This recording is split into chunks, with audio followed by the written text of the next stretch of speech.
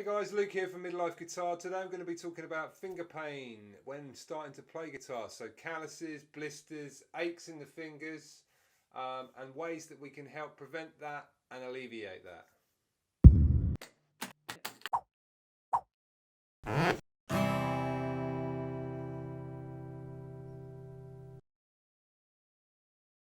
So the first thing you need to understand when you're starting to learn to play guitar is that your fingertips are going to hurt. It's unnatural. You're placing the fleshiest part of your hand on cheese wire effectively, so you're shredding them up, so they're going to hurt. And there's a period of pain that you're going to have to go through, or discomfort hopefully rather than pain, and just understand that and trust the process. Secondly, trim your fingernails. So if you can see on my fingers, hopefully there are knots that I've cut them just so that they're back from the nub of the finger. So it means that you don't dig your fingernails into the fretboard, and it also means that you don't rely on that nail, which can become an inconsistency later on in your playing. Another option you can look at is lighter gauge strings. So when you first get your guitar, if you bought it or if you got it secondhand or someone's given it to you and you don't know what gauge strings are on there, then it's worth swapping them out for some lighter gauge strings. The ones that I've been using of late are these. Just as one example, they are a 10mm gauge. They're classed as extra light, but 10s or 11s are probably a really good option for a beginner. Next point is, if your fingers start to hurt, take a time off. So take a day, take a couple of days off. Obviously you don't want to break the habit that you're starting to create, and it's important that you carry on with that, particularly if you're enjoying it. But you need to take the time for your fingers to rest. If the discomfort in your fingers is getting to you and it's proving too much, then have a break from the guitar for maybe a few minutes or half an hour, an hour. But when you start playing again, just play for 5 or 10 minutes at a time. If blisters appear, then stop. I've had it just recently when I've started to learn to play. I had it on my index finger and my ring finger. 2 small blisters started to appear. So I stopped before they got a lot bigger. And I waited, I don't know, it must have been 3 days, 4 days, and then I started playing again.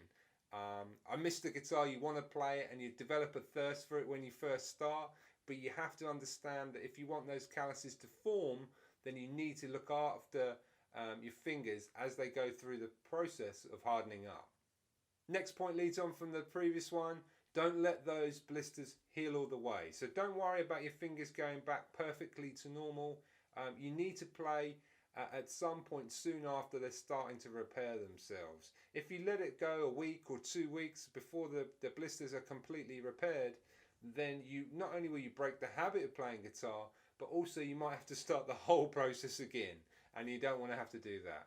The next one is, if your hands are in water a lot during the day, or you like to go swimming a lot, or you're generally submerged in liquid, then your fingers are going to be soft. So if you can, try and prevent that from happening too much for the first couple of weeks while you're trying to build calluses. Next one leads pretty much on from the last. If your fingers have been submerged in liquid and then you start playing on a steel strung guitar, they get shredded up. Wait 10, 15 minutes, wait for them to dry and they're less soft, and then start playing again. Otherwise you start to undo all the hard work you've been putting in building those calluses. Next one, care for your calluses. So what I've been finding is they dry out, sometimes too much, and they start to flake. And when they flake, don't peel them. All you're going to do is put yourself back a step. The best thing I've found to do is get some nail clippers, just trim them up a little bit, so then you can carry on playing and there's not too much temptation to try and peel them off. The next thing I would like to recommend is this. It is a finger exerciser. So I read a bit about these and they came with some great reviews. I'm normally steer away from most gimmicky things, but I wanted something that could stimulate my fingers while I was at work in the same way that a guitar could. So this is pocket sized. I can use it in my desk, but if you're out and about, it'll fit inside your pocket, so it's easy to take with you. You can practice all your finger strength, and you can set the strength differently. But you can also, if you take off the rubber strap, they've got some plastic lines across there which act as strings, so you can actually start building up your calluses. Really good. I'll put a link in the show notes below, but well worth checking out. The next two are quite controversial. The first is rubbing alcohol. So this is something sworn by Eric Clapton, allegedly, because he took a lot of time off after going on tour, and his fingers he'd lose all the calluses on his fingers. So when he started to replay again heavily, he'd use rubbing alcohol, apparently 3 times a day, to try and help dry them out a little bit, and that way quicken the hardening process. So that's one option. The other one, which is not something I'd necessarily explore, but lots of people do, particularly when they're first starting and just want to keep playing guitar, is putting super glue on their fingertips. So they don't necessarily put it straight into super glue like that. They tend to put some super glue on some baking sheet paper or foil, for example, and roll their fingertips in them, let them harden, and then they play the guitar. So it just gives you that extra layer while you're building calluses. It's not something I'd want to explore, and I don't necessarily recommend it, but if it's an option that you just want to explore and you just can't stop playing, then check it out. The next one is to do with actual finger placement on the guitar. So obviously as you start learning, you start picking up all tips and techniques, and one of the first kind of errors that I made was putting my finger, say we were playing this fret here, I was putting it too close to this fret rather than this one, which is where I'm actually playing. So if you put it closer to this one here, then you have to put less pressure on it than you would if you're at the back of the fret.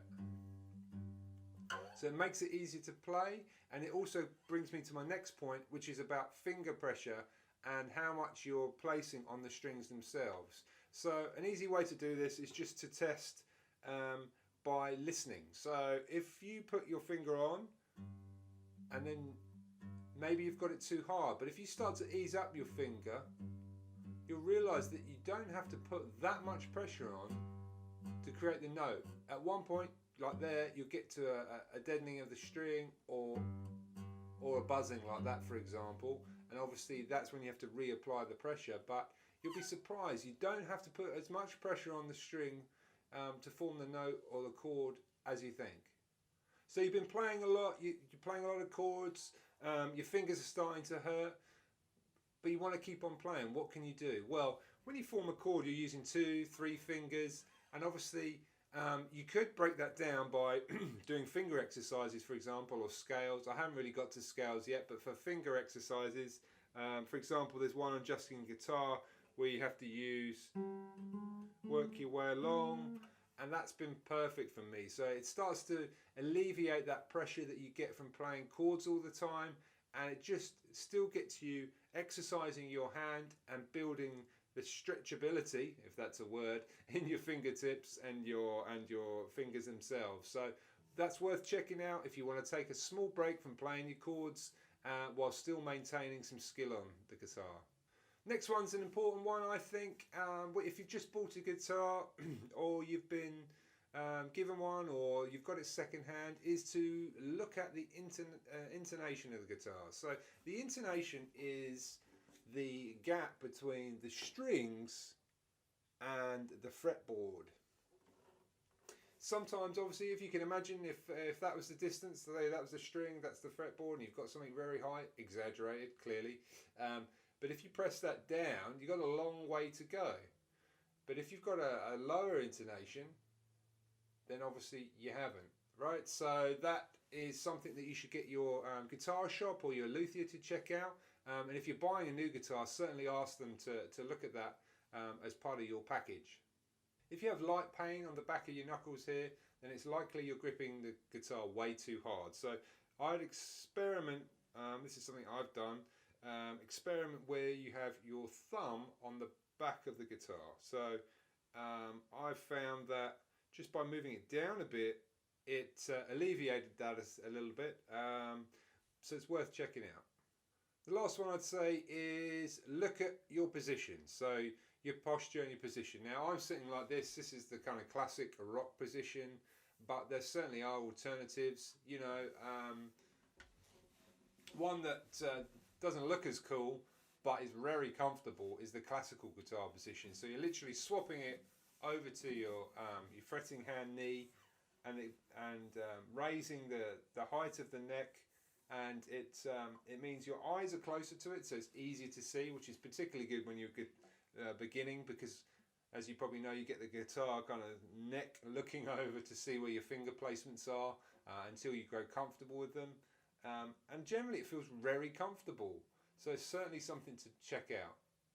So there you go, guys. Those are some tips and techniques and things that I've learned so far in my guitar journey. Hopefully they help you in some way. Let me know how you're getting on with the finger pain. What have you done to deal with it? It'd be good to hear from you. Until the next time, catch you later. Cheers.